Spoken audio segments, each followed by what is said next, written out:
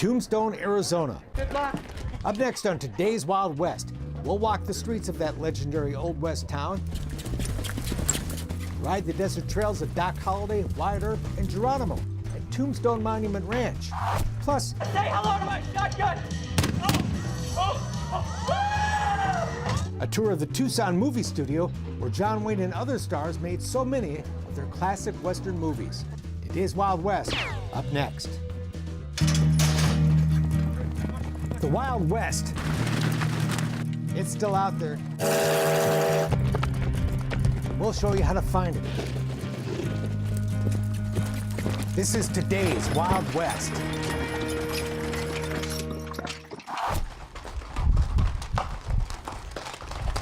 Riders coming. On a hot day in the Arizona desert, horseback strangers ride into an Old West town.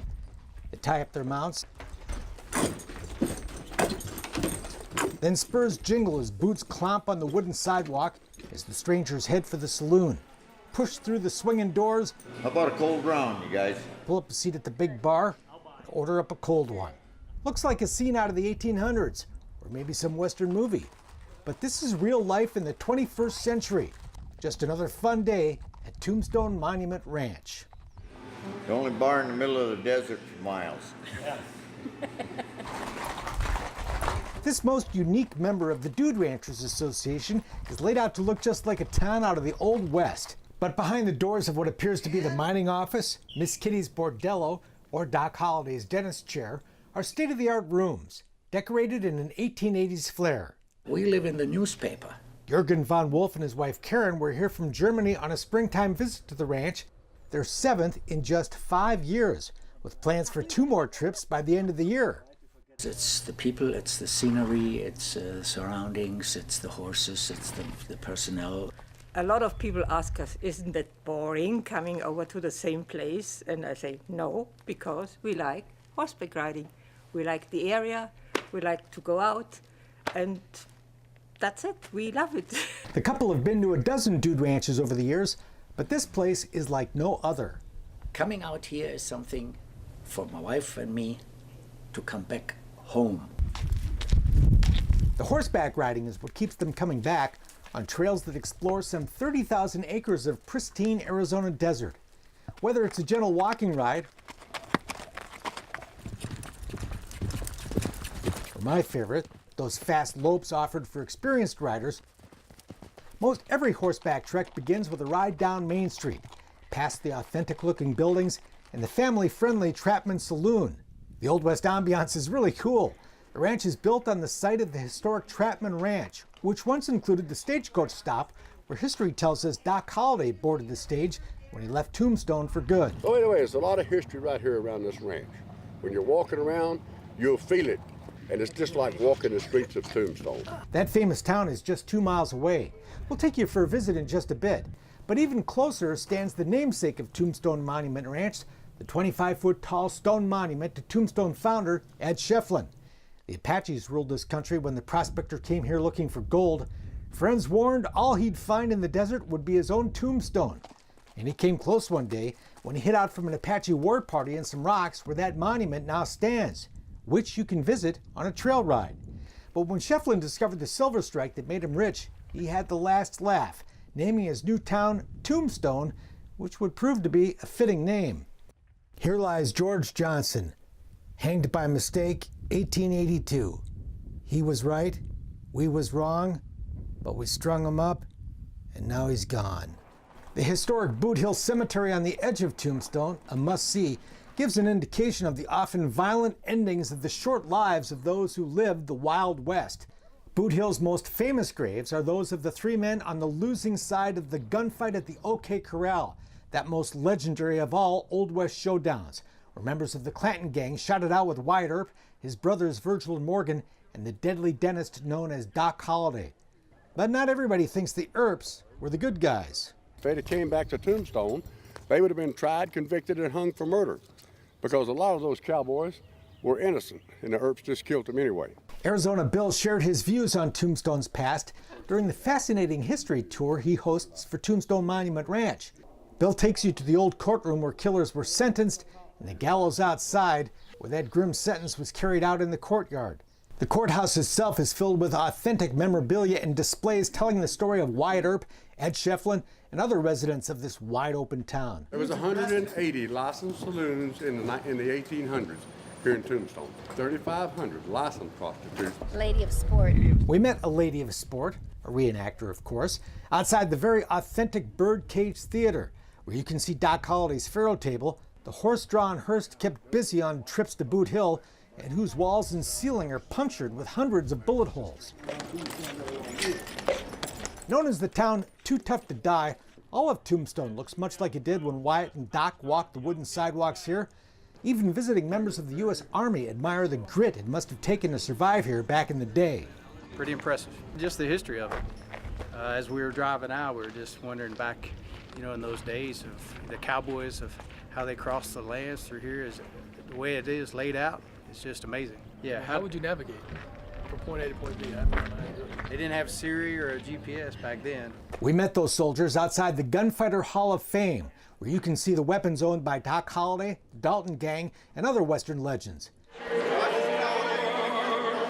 Big Nose Kate's is among the popular historic saloons, where you can also book a private tour of the town. You get the real history, you find out which buildings are authentic from the 1800s, you find out where the gunfight happened and why it happened. I do the real version, not Hollywood. Last gunfight show of the day, right inside the Gunfight Palace. Gunfights are always a big draw, but there's none more popular than the one everyone comes here to see, the reenactment of the gunfight at the OK Corral. But the Earps and Doc Holliday are happy to pose for a picture before they bravely stride off to face down the Clanton Gang. As cool as it is, Tombstone is only the best known part of this area's rich frontier history, and there may be no one who has more fun showing it off than Arizona Bill. The satisfaction of showing someone something that they don't know is, you can't buy that. Touring the desert outside Tombstone with Arizona Bill is fascinating. There are all kinds of abandoned mining claims and the ruins of old ghost towns like here in Cortland, once a thriving mining community. We also saw the site of the ghost town of Pierce and Gleason with its long abandoned mercantile, the ruins of an old hospital, and the jail tree. They didn't have a jail here. So the constable would handcuff the prisoner, one cuff on his arm, the other cuff on this cable. Rain, shine, sleet, or snow, he was chained to this jail tree. Driving through the desert, you can see the signs of many a mining claim. People still come out here to prospect for gold, and some even find it. A lot of you northern people come out here, spend the winter, and they prospect all winter long. Most of the time, they'll find enough gold or whatever to justify the cost of their trip. Yeah. That's right. Yeah. I can tell. Back at the ranch that night, the hunt for gold continues at the poker table. Looks like Wyatt Earp himself is dealing the cards for a friendly play money game of Texas Hold'em, with instructions included. Well, this is Wyatt Earp. As far as teaching Texas Hold'em, I'm not sure anybody's learning, but so far we're having fun. 1 pin, 2 pin. Rookie gambler Elsa was having a good run of beginner's luck. Nice. Cleaning up on this night, a great way to wind up what had been a very fun day. Yeah, you're playing. Just a But there's more to come in the morning.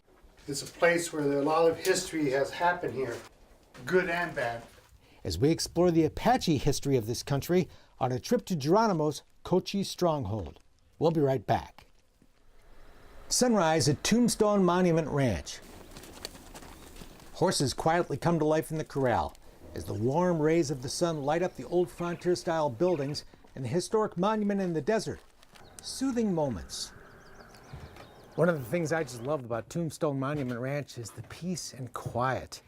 Love the horses, and it's great fun to experience the Old West, but it's also good for your soul to escape the madness out there for just a bit and enjoy the stillness of the desert.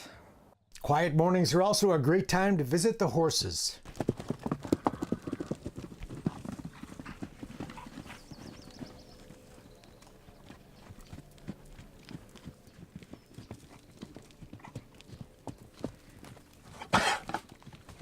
Later, there'd be breakfast around the Chuck Wagon campfire with Arizona Bill. Thank you. All right, we ready? Give him a good kick and follow me. And the day's first ride. It feels like we're staying on a movie set. Steve and Katina McGrath are here from Connecticut and having a blast horseback in the desert. Having a great time. This is just wonderful. You get the whole Western experience.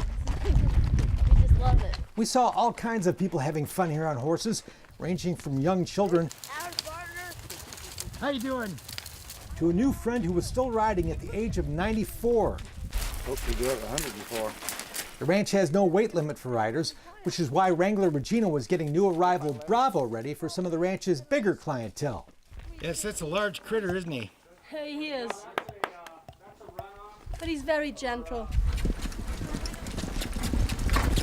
But this is also the place to come for those who are serious about riding.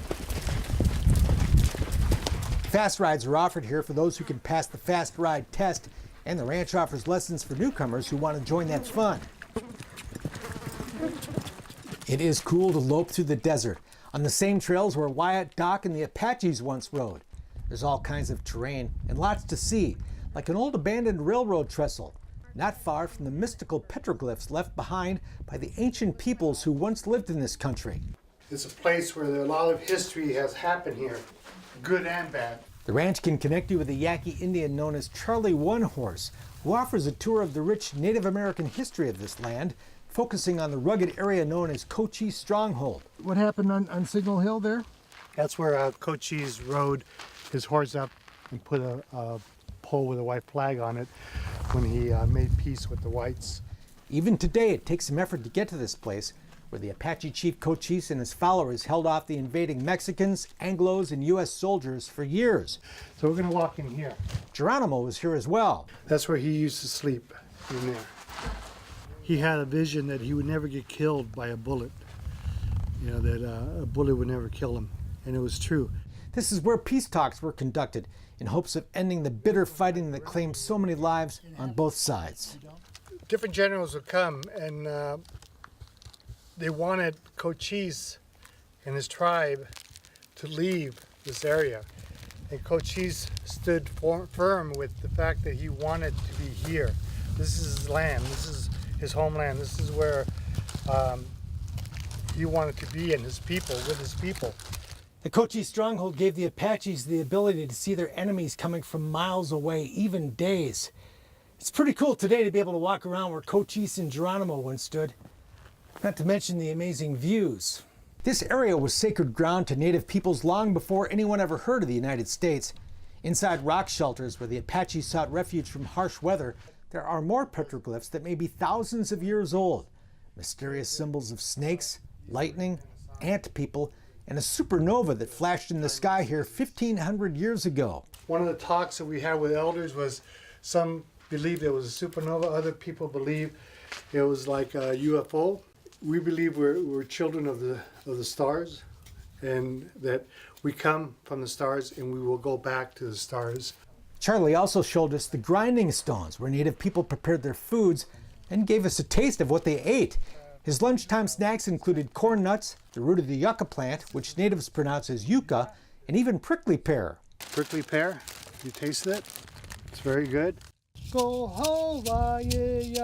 Charlie's captivating excursion into Native American culture even included an ancient blessing song, a 2,000-year-old call to live in love, beauty, and harmony. High windy, high windy. This is a very powerful place.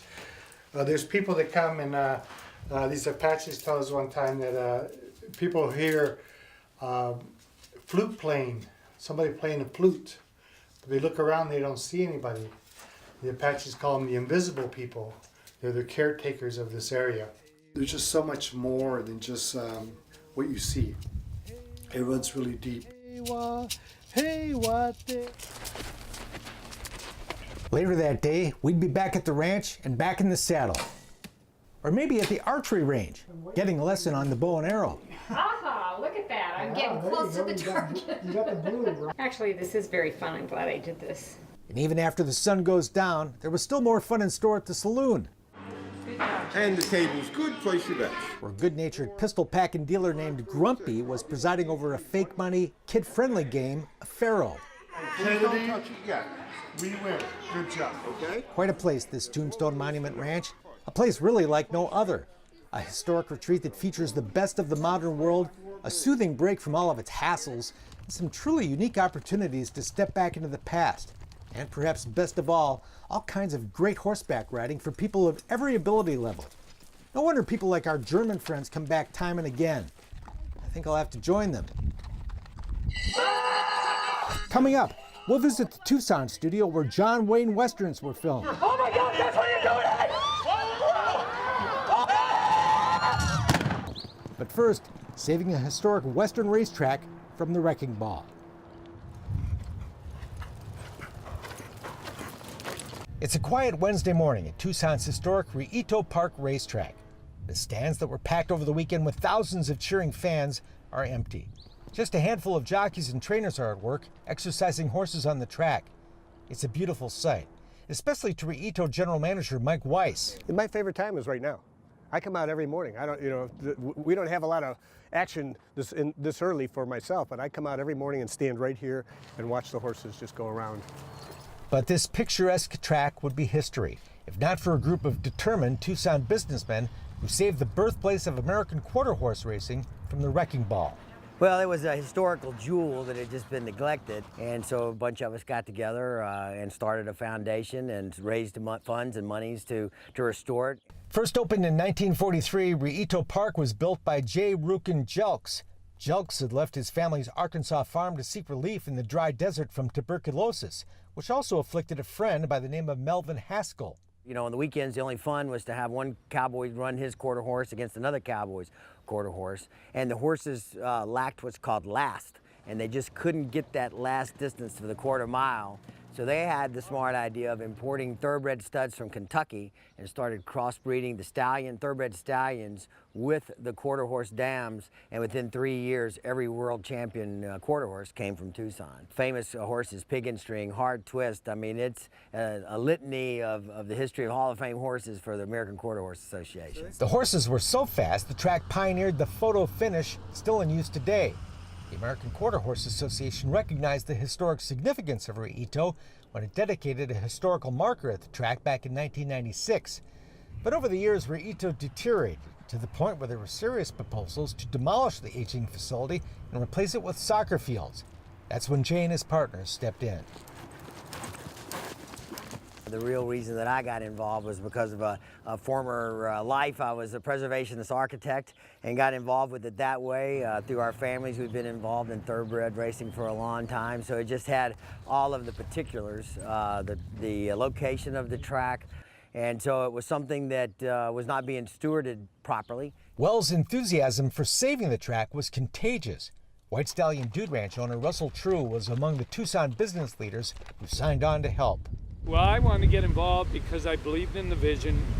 I've watched this area, Tucson in southern Arizona, an area with almost unparalleled southwestern history, abandon it, neglect it, and ignore it for too long. I'm in the tourism business. We have so much to offer and we keep forgetting that. And here was the birthplace of quarter horse racing. Here was a historic facility with all kinds of stories wrapped around it, and we were going to leave it. We were going to put soccer fields in its place. I'm all for soccer, but there's all kinds of places to put soccer. You don't have to destroy history to do that. And in our vision, you can have a bit of both. So when I heard the story and I saw the opportunity and the way forward, I was lucky to be brought in to be part of it. As the effort to save Rillito gained momentum, money, and political support from the county, it became clear a horse racing pro was critical to run the day-to-day operations. Veteran track manager Mike Weiss was lured from Florida to take the reins. I have a feeling inside for these old tracks and these small tracks. I really do believe in the minor leagues to keep the sport going, and I do look at this as a sport. You know, we have 110-pound athletes during a 1,200-pound athlete going 35 miles an hour, and I just love that. A major restoration effort has the track on the rebound, and the people of Tucson are stepping up. More than 12,000 race fans packed the stands for opening weekend, and the track's per capita race day attendance is among the best in the country. It's the show, it's the entertainment, it's the whole fan experience, and you know, the first weekend, we had 12,000 people here screaming and yelling, and you knew you did something right. Just the speed, the sheen of the horses, enjoying the crowds. It is a wonderful time at Rillito. It really is. The resurrection of Rito is especially important to those who make their living in Arizona's horse racing industry. It's very, very important to me. My mother trained here. I've had 3 generations of my family work here. My daughter ponies here. My significant other is a jockey, Don French. So, you know, our livelihood, it depends on the health of the racing industry in Arizona. Rito also shares a close relationship with Tucson's University of Arizona, which Weiss says has the biggest racetrack industry training program in the world. Even though this is our first season tying in with them, we've already had students getting scholarships, getting awards, and getting jobs. We're very pleased with the progress we've made so far. We're very grateful that we've been given a chance to save it. She looks good. Yeah. The foundation's lease on the property has been extended. More work is planned to revitalize the facility, and Mike Weiss will have plenty more chances to savor his morning coffee while watching those beautiful horses go by on the track.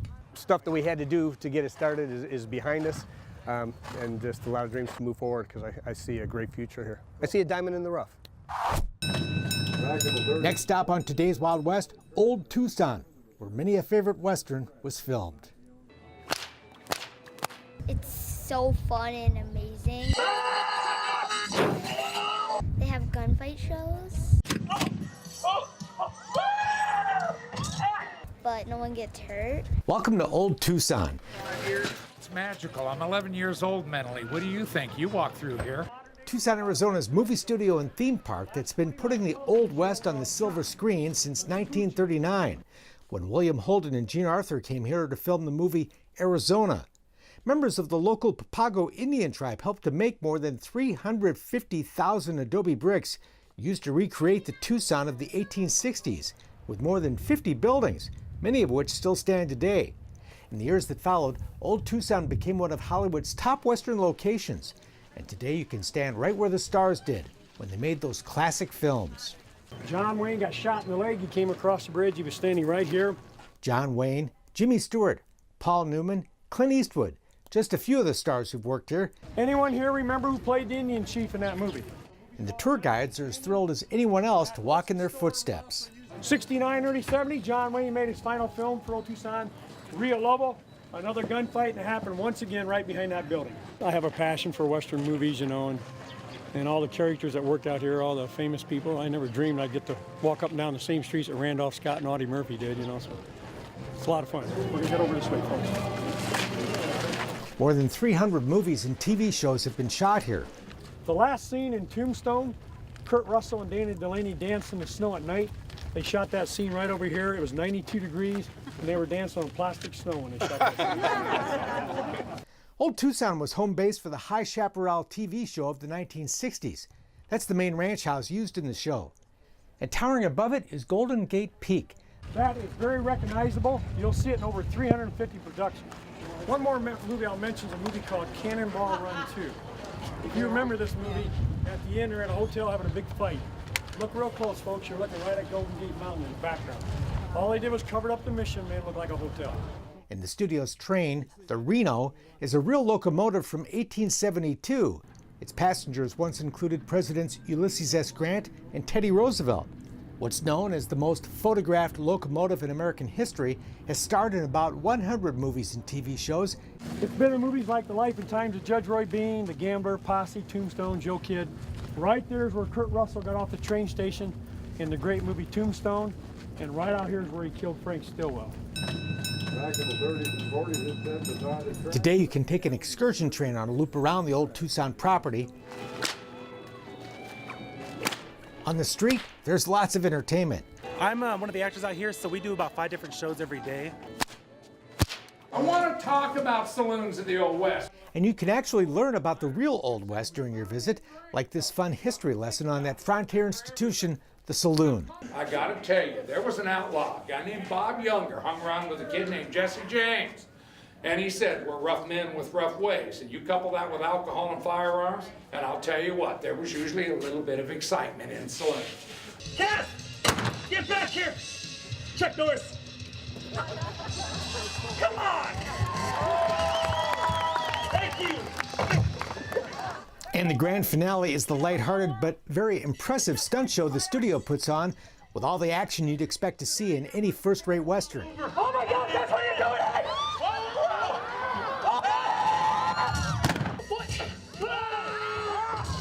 Say hello to my shotgun! Here we go! Yeah! Old Tucson is still a working movie studio. The new movie Hot Bath and a Stiff Drink is among the latest westerns to shoot here at a legendary location rich in history, where those who love this place still feel its magic every day. If you are interested in any kind of Western, cowboy, Western movies, Western films, this place is amazing.